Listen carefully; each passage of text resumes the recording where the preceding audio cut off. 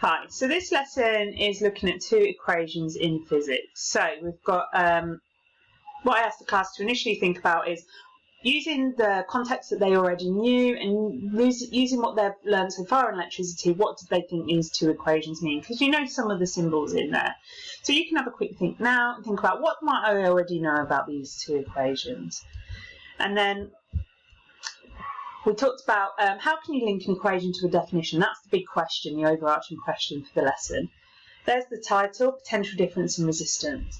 So we needed to be able to compare the equations for potential difference and resistance to their definitions, be able to use the potential difference and resistance equation to solve problems, and we were going to start to look at making a series and parallel circuit and measuring the current and potential difference, but we actually managed to do this a lot better in a later lesson.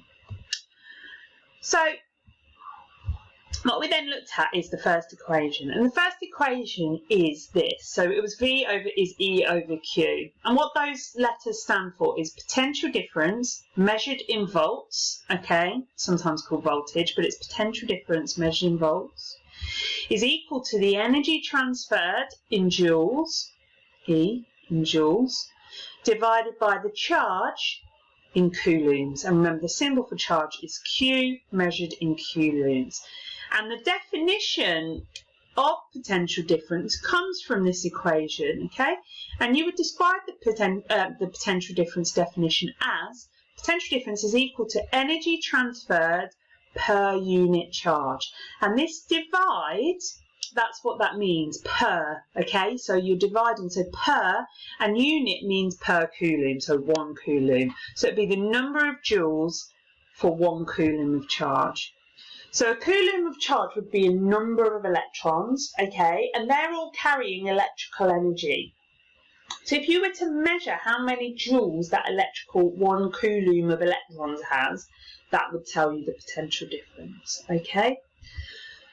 This other equation, resistance, is, we do talk about it again in another lesson because we do a little bit of work on resistance, but resistance was discovered by George Ohm, okay, and his equation is resistance is potential difference divided by current, and potential difference is measured in volts, okay, and current is measured in amps.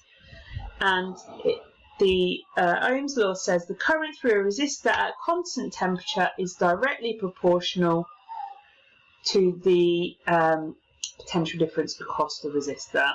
So basically, if you have a high potential difference, okay, then you will have a high resistance, and if you have a high current, then you have a low resistance.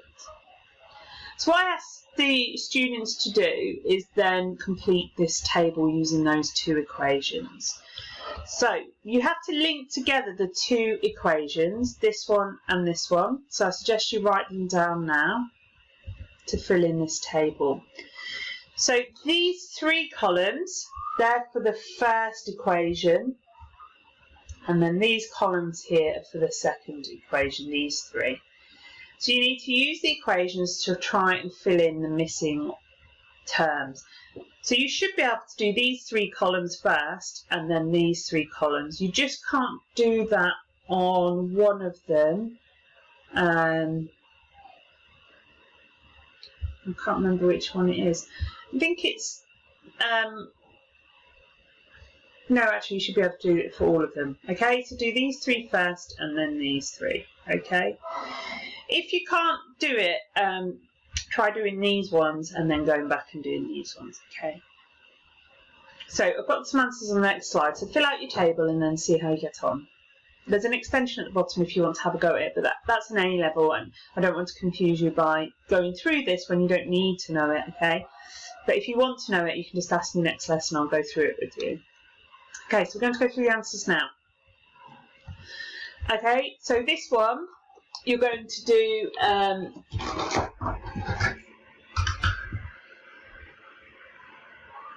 okay, so these are the answers you should have got.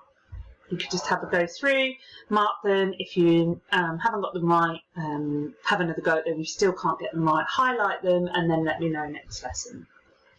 Okay, the last thing we talked about in this lesson was then we just built some circuits, but I've made a better lesson on circuits, so don't worry about this for now. Okay? Right, and then there was some home learning I asked students to do, so it'd be useful if you did it if you didn't do it, which is basically to draw and label a diagram to show what causes resistance, and make sure you draw the fixed lines and delocalise the electrons, and then write a sentence to explain why a wire has more resistance the hotter it gets. Okay, right, thank you very much.